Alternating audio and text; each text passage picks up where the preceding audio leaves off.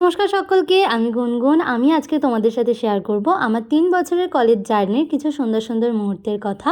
প্রথমত, আমি গোবরডাঙ্গা হিন্দু কলেজের একজন এক্স স্টুডেন্ট এবং আমি যাদেরকে ছাড়া অসম্পূর্ণ ছিলাম তারা হলো আমার কলেজের সকল বন্ধু এবং বান্ধবীরা। তোদেরকে অসংখ্য ধন্যবাদ আমার কলেজ লাইফটাকে এতটা স্পেশাল করে তোলার জন্য। এবার বলি আমার প্রত্যেক দিনকার কথা। প্রত্যেক দিনই আমার একটু লেট হতো, আমি দৌড়ে দৌড়ে টোটোতে উঠতাম ট্রেন ধরার জন্য। আর যেদিন আমার বাবা বাড়িতে থাকতো সেদিন হতো আসল মজা। বাবা আমাকে সকাল থেকে ডাকতো, ঘুম থেকে ওঠাতো, দেন বকা দিয়ে আমি রেডি হতাম। তারপরে আমি বাবাকে তাড়া দিতাম যে তুমি তাড়াতাড়ি গাড়ি বের করো, নয়তো আমি ট্রেন পাবো না, তাড়াতাড়ি চলো, এই সমস্ত করতাম।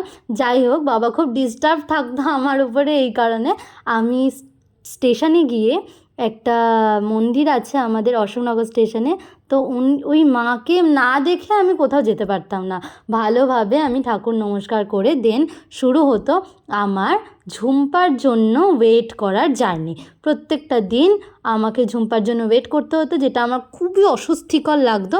আসলে ও তো আমার মতনই পাবলিক। ও লেট করে বেরাতো, জোরে জোরে সাইকেল চালাতো, দেন আসতো। আর তার মধ্যে আমার 3-4বার ওকে ফোন করা হয়ে যেত যে ভাই তাড়াতাড়ি আয়, সেকেন্ড অ্যানাউন্স হয়ে গেছে, ট্রেন দেখতে পাচ্ছি আমি, ট্রেন ঢুকে গেছে, তুই কোথায়, এই সমস্ত করে ও আমাকে টেনশান দিত।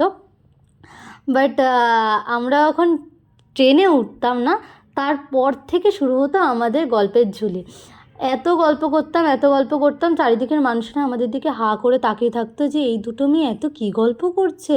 যাই হোক, এমনকি আমাদের ম্যামও জানতো যে আজকে যখন গুনগুন আসেনি, ঝুম্পাও আসবে না, ঝুম্পা না আসলে গুনগুন আসবে না। সো ঝুম্পার সাথে আমার এরকমই একটা বন্ডিং এখনও আছে, আজও আছে। ঝুম্পার জীবনে অনেক আপস অ্যান্ড ডাউনস এসছে, তো আমরা দুজনেই একসাথে ছিলাম সেই সময়। তো আই লাভ ইউ ঝুম্পা। আর হলো স্নেহালের তো কোনো কথাই নেই, ওর যত কাজ থাকুক, অফিস থাকুক, যাই থাকুক না কেন, ও আমাকে নিতে আসবেই। So I love you Snehal. তো এটাই ছিল আজকে আমার গল্প। টাটা।